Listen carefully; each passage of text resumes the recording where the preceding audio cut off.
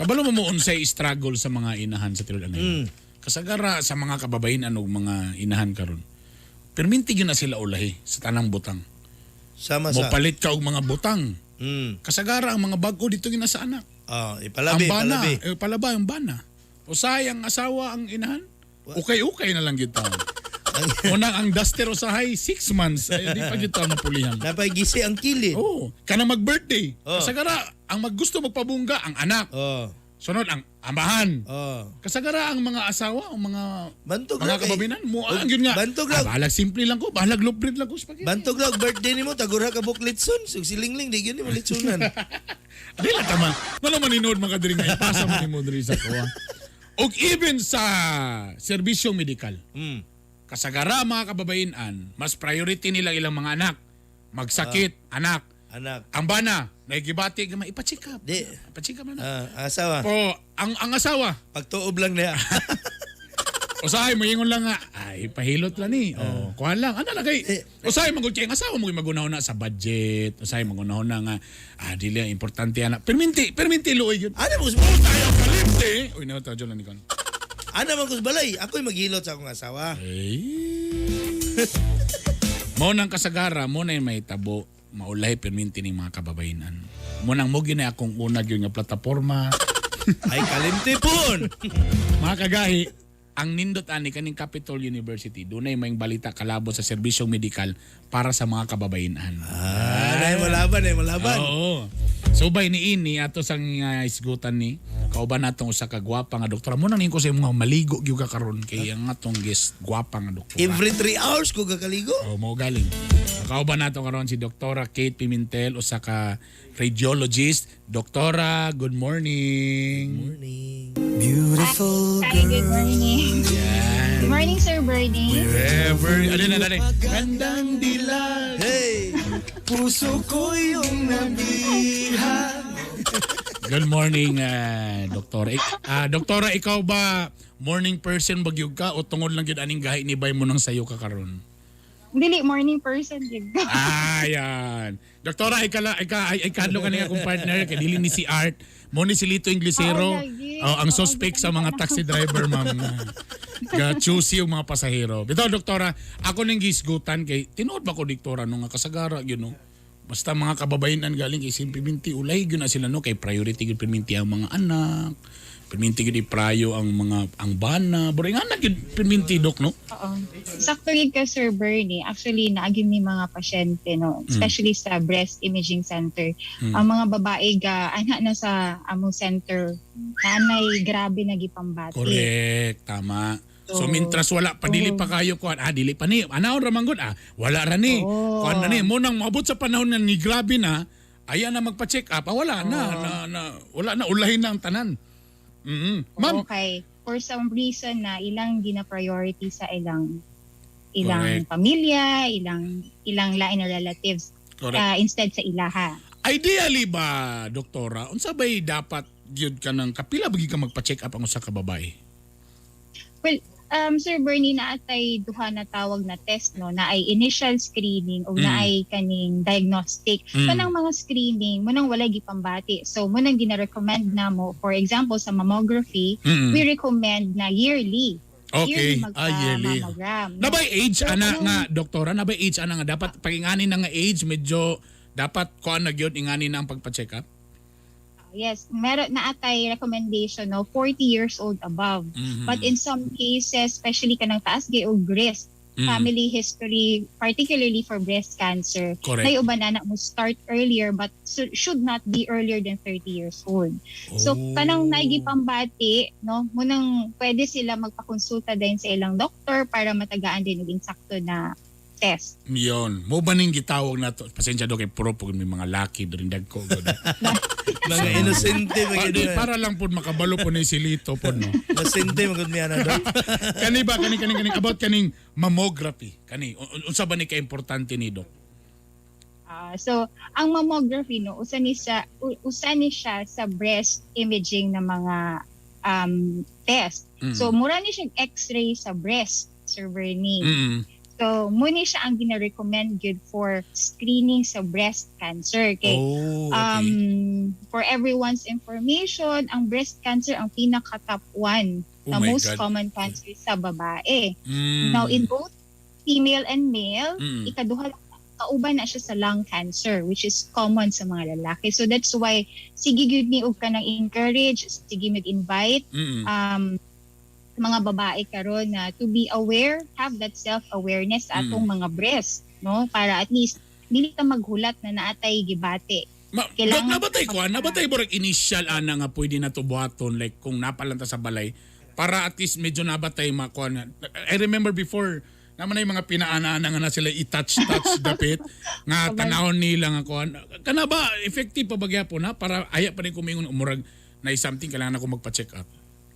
Well, in some way makatabang gid siya, Sir Bernie, because sa usa ka babae kung kabalo siya kung kaila siya sa iyang breast, no, kung kaila siya sa iyang breast, and then aware siya na uy, naalagi ko'y nahilaman na wala ni sa una, then muna mo trigger sa iya para magpa-check up, no? Okay. As compared to someone na kalit lang Okay. and then dako na siya, aya na obvious na. Whereas Na karon compared- doktora, doktora. Para lang atong klaron, para dili po sila makabahan kay basi unya karon mag-ana-ana sila. Dili po dingon nga kung nanay bukol, automatic cancer dayon. Tama ba ko ana dok? No. Okay. Intakto ka, Sir Bernie, no? So kaya importante they have to have it checked sa ilang doctor because their doctors are more expert sa pag-feel sa breast. So pag naanay suspicion, na sila duda, and that's why they request na for mammography, ultrasound, or uban MRI. Now, mo na akong gusto. Unsa diferensya aning mammography ug kanipong breast na ultrasound? So katong mammography, it's X-ray of the breast, no? Okay, So for ultrasound, this does not involve radiation. So kani siya, this is particularly for patients na younger age, earlier than Okay. 30 years old. Okay. And then para sa ni sa mga buros, para ni sa kamulong padede or lactating. Muna siya ang usual na ginahatag gina-request sa mga patients. Kasi karon say kakita nang sa ultrasound dok. Kay kung sa tiyan, So- kung sa OB bata, sa breast sa manang Gatas. kakita sa ultrasound. So sa ultrasound, no, we can evaluate kung ang kanang bukol is solid, unod, Okay. or commonly cyst, Okay. kanang tubig lang ang sulod. So, pa-evaluate na nato sa ultrasound. So, And then, of course, ang kung buk- naipangit na bukol. Ang mga bukol ba, Dok? So for example, initially kung na'y makita, automatic ba na kailangan tanggalon or naiuban nga madala pa og tambal? Kung siyempre kung mas lami maginang muna bitong magpa-check up gyud ta kay ang early detection is mo maginay maayo, di ba, Dok? Yes, tama ka, Sir Bernie, no? Well, once na ma-detect na bukol on ultrasound, particularly, naaman ni recommendation, ana. First, amo nang i-check if it's suspicious or benign. No, Okay. kaysa ultrasound, mabalaan na mo na no if it's suspicious siya or benign. If it's suspicious, then mag-refer namin sa surgeon or sa breast Okay. specialist. So that will be the time magdepend na if they do biopsy or ipatanggal, no? For benign lesions kanang dili siya suspicious looking, we usually recommend follow-up ultrasound. Alright. I know, Dok, nga nasad mo ka ng MRI or magnetic resonance imaging para gyapon sa breast. Nagyapon na nga na, Dok. So as before, di ba, na-discuss na ninyo ni Ms. Pia with the Yes. new machine na na-install karon sa CUMC. It's an MRI machine and capable siya for breast MRI. So, breast MRI, we have particular coil para ani na ma-perform. It's the first in Northern Mindanao actually. So, Wow. para ni siya sa mga babae, particularly for those na naay augmented breast. When I say augmented breast, kana bitong may mga implants, Bernie, kana okay. may mga injection. Okay. No? So, pwede na siya kay makatabang na siya og evaluate, especially pag dili na siya makita og maayo sa mammography ug ultrasound. Tama. Kaya kailan ka itong mga kuha natin kaila, di ba? Itong nagpabutang, nagpadubang. Sumuda yun ang dakong tabang ni... Ma'am, doktora ka ni ato lang doktora ba? Tinuod ba niya mas mas risky daw tong mga single kaysa katong mga partner sa breast. Ano na ba na? Tinuod ba na sa breast cancer? Di ko kabaloan ako tinuod ba na, ma'am. One of the risk factors actually for breast cancer is being single. Especially pag... Agay! Patay na. So mga single. Tapos ka... so confirm na, ma'am. So datos ana nga murag mas risk high risk ang mga single compared High risk sa dili sila. single. Single. Oo. Single in a sense na wala pa sila Oh. Wapay uyab. Ah. Single nga way uyab daw. Pati si doktora naglibog pa si doktora ba. Unsa kini pasabot ni bro? Confused ko kayo. Dili na okay. Siyempre sa single og katong nanay kuan ba. Mas arang-arang man datong bata mo brace kay Sa. mo brace ya ba mo brace milk ba. Kay medyo gamay-gamay siya baba. Hoy, babali mo. Doktora, unsay style karon kung magpa-appointment karon kay I'm sure ang CUMC ang naani nga mga capabilities ko kani atong mga ekipo karon. Unsa ba style karon magpa-appointment ba? Unsa ba style? Kay syempre COVID pa gihapon. Pandemic. Mm. Yeah, oo. For ultrasound and especially breast MRI, needed na siya og appointment, Sir Bernie. Kasi naamang interview, initial screening sa Okay.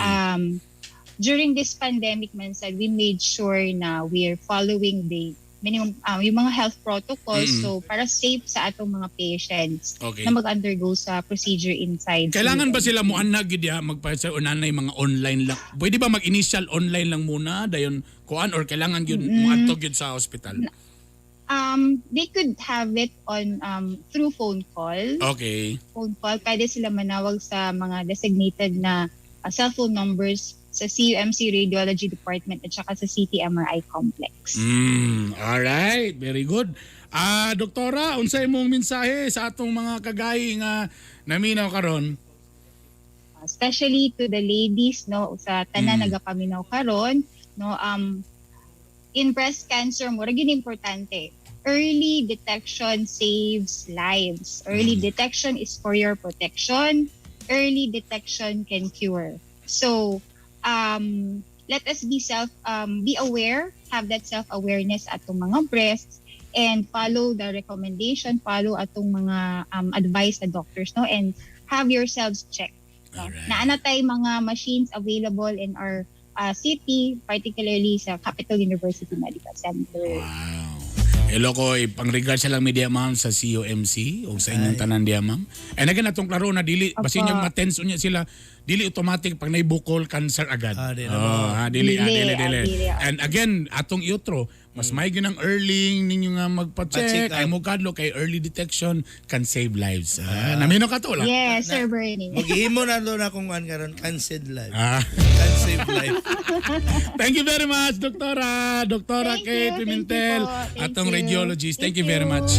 Sa tanan mga taga CUMC, good morning Good sa inyo tanan. morning.